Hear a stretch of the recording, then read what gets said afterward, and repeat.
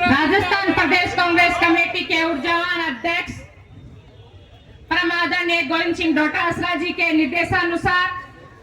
आयोजित इस महंगाई के विशाल धरना प्रदर्शन में उपस्थित हमारे मंच पर उपस्थित सभी सम्मानित हमारे पीसीसी पदाधिकारीगण, हमारे सभी विधायकगण, हमारे सभी पूर्व मंत्रीगण, मेरे साथी सभी जिलाध्यक्षगण और अति सम्मानित राजस्थान के कोने कोने से पधारे हुए कांग्रेस के कार्यकर्तागण, सबसे पहले तो मैं आप सबको धन्यवाद देना चाहती हूँ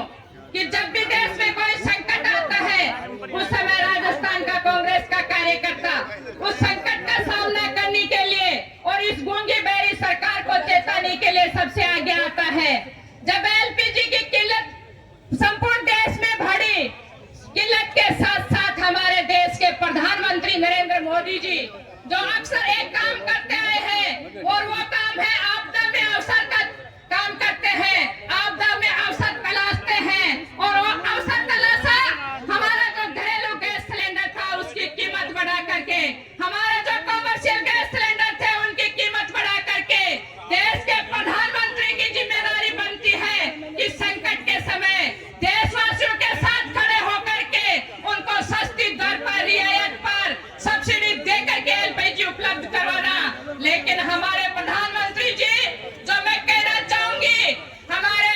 जो अमेरिका के राष्ट्रपति हैं ट्रंप जी, उनके सामने कठपुतली बन गया है, उनके सामने से झुका करके खड़े होने की उनकी आदत पड़ गई है और हमारे देश के साथ, हमारे देश के किसानों के साथ, हमारे देश के अन्नदाता के साथ, हैंडीक्राफ्ट के साथ एक बड़ा समझौता इस देश के प्रधानमंत्री ने अमेरिका के साथ किया है। उस समझौते का नाम है अमेरिका ट्रेड डील। उस ट्रेड डील के तहत किसान की कमर तोड़ने का काम किया हमारे देश के प्रधानमंत्री ने। हमारे देश के जो छोटे कारखाने हैं उनको बंद करने का काम किया है। आप ये तीसरा कार्यकाल है मोदी जी का। इस 3 कार्यकालों की 3 बड़ी आपको मैं विफलताएं बताना चाहती हूँ। पहला कार्यकाल था उसमें नोटबंदी करके लोगों के ऐसे टाइम पर नोटबंदी की जिसमें घर में किसी की बेटी की शादी थी, उस बेटी के हाथ पीले करने थे, बारातियों को खाना खिलाना था, कोई मजदूर होटल ढाबे में खाना खा रहा था। लेकिन रात को 8 बजे मोदी जी टीवी पर आकर के कहते हैं आज से 1000 और 500 का नोट बंद, और उसके बाद में नोटबंदी के लिए बड़ी बड़ी लाइनें लगा दी गई। उसके बाद में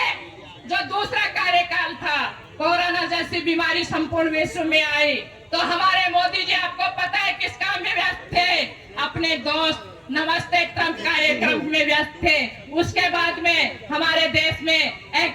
लॉकडाउन लगाया गया और लोगों को मजबूरी में एलपीजी की जिस तरह आज लाइन में लगे हुए, उस समय ऑक्सीजन सिलेंडर की लाइन में लगे हुए थे, आज हम एलपीजी की लाइन में लगे हुए हैं। किसानों के लिए भूमि अधिग्रहण भी लेकर के आए, 3 काले कानून लेकर के आए और अब ट्रेड डील लेकर के आए हैं। ये मोदी जी हमेशा आपदा में अवसर का तलाशने का काम करते हैं। आप सब यहाँ आए, माननीय प्रदेश अध्यक्ष जी के आह्वान पर आप सभी को बहुत बहुत धन्यवाद। जय हिंद, जय कांग्रेस।